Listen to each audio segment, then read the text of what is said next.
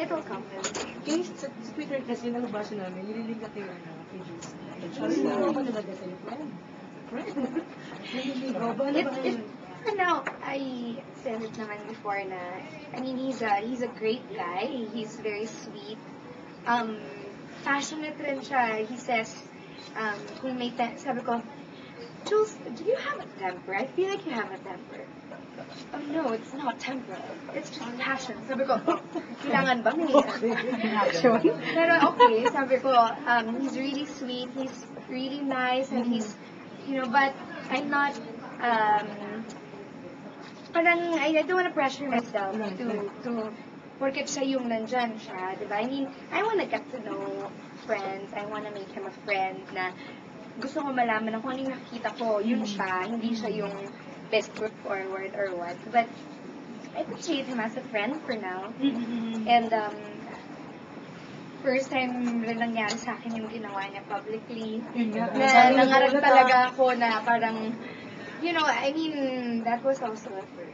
But apart from that, it's also parang a private, personal thing right now that it's not, I'm not comfortable entertaining it pa, like, todo. Kasi nakikita namin, you're really enjoying your life right now. Your career and everything. Are you ready for another relationship? O wag muna? Focus ka muna. Serious relationship, not yet. I'm meeting, as I said, I'm meeting really lovely people.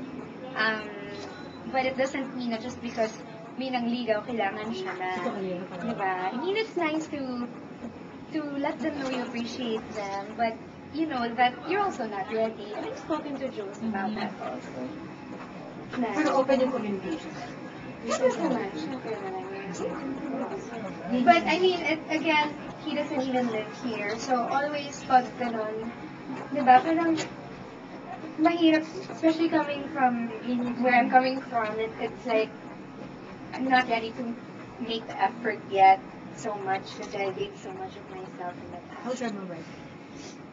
How's my mom? Busy sa shoulder. Taking care of her health. It's one of those things na realize na kailangan niya i-prioritize yun. Yun lang. But she's happy. I think she's more peaceful. She's